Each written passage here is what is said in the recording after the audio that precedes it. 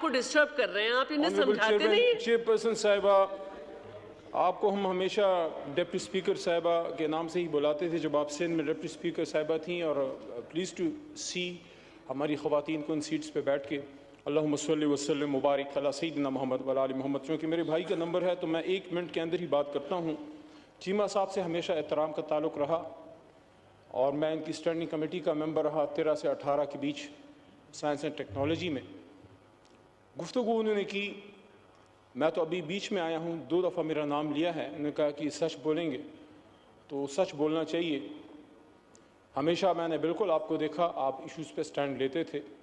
ख़ासकर मुझे वो वक्त याद है कि हुर्मत रसूल सल्लल्लाहु अलैहि वसल्लम का इशू जब था तो उसमें खान साहब की आपने सपोर्ट की, मेरी भी सपोर्ट की आपने। ख़त्म नबूवत के सिपाही हैं आप। लेकिन कुछ चीज़ें मैं रिकॉर्ड दुरुस्त करना चाहूँगा। देखिए, मैं आपको चीमा साहब दोष नहीं देता, आपकी पार्टी की पॉलिसी होगी, आपकी भी एक पार्टी है, आपके सीनियर हैं शुजात साहब।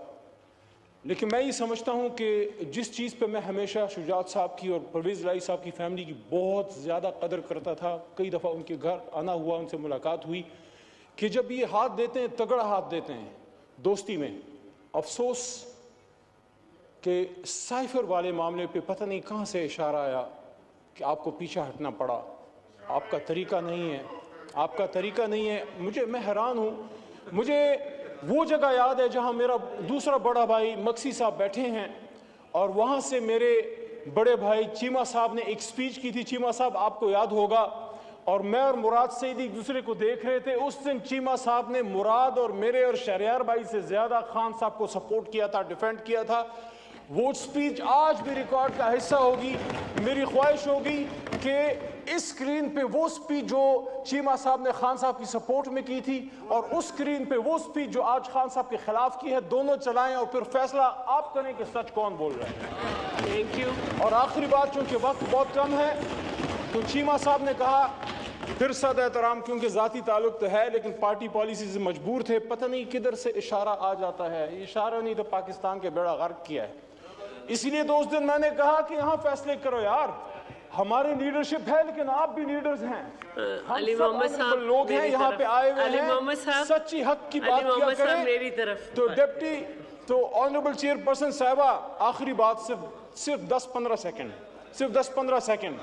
मुझे वो वक्त याद आता है और आज मैं चीमा साहब से एक्सपेक्ट करता हूँ, बड़े भाई से, कि मैं सच बोल रहा हूँ, आप भी बोलें। अगर इस बात में झूठ है तो आप मुझे कहें, अल्लाह के 100 नामों के नीचे हैं, कि इमरान खान साहब ने 17 सितंबर 2018 को मैं काबीना का हिस्सा बना एज अ स्टेट मिनिस्टर।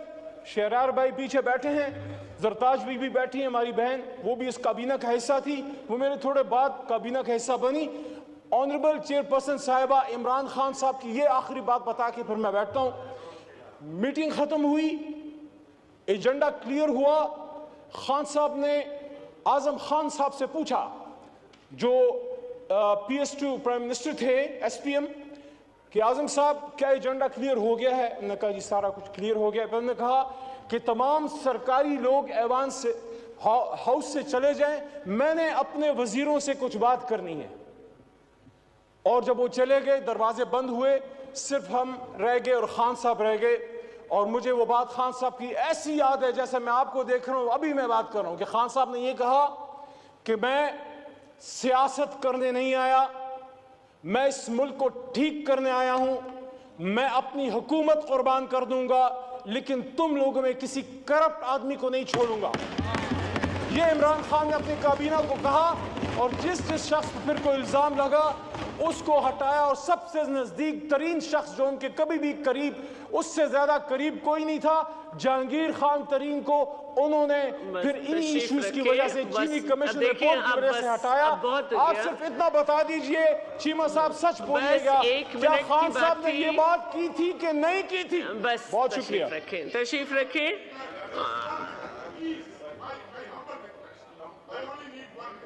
ठीक है, इनका माइक ऑन कर दे, लेकिन इसके बाद मैं नहीं किसी को इजाजत दूंगी। बिल्कुल सही बात की है उन्होंने।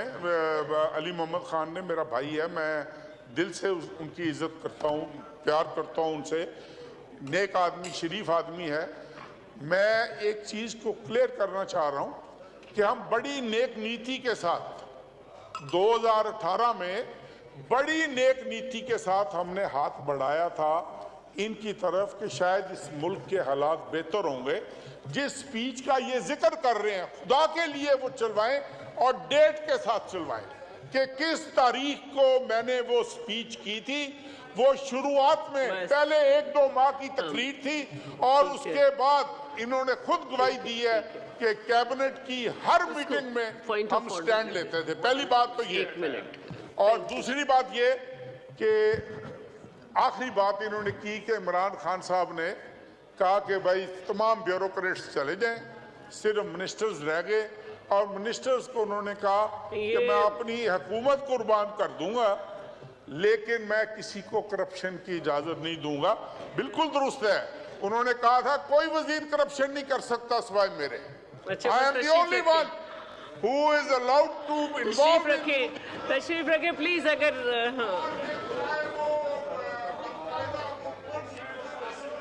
तशरीफ रखे। हाँ बस देखें, अब ये सिलसिला चलेगा तो फिर हाँ मैं बिल्कुल अभी करती हूँ। हाँ, आपका नाम? अब फतेहुल्लाह साहब का कर लूँ, फिर उसके बाद कर। ठीक है, जनाब फतेहुल्लाह खान साहब।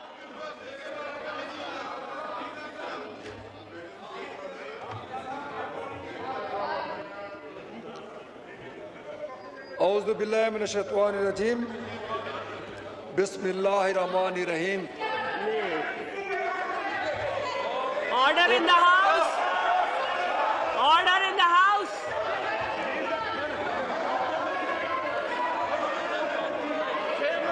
नहीं, ये तरीका नहीं है कि आप इस तरह करें।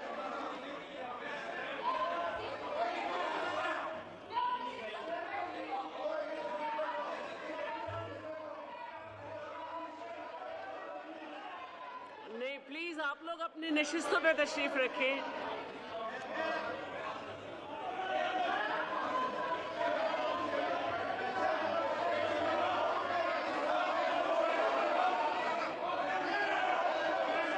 आप लोग बैठे।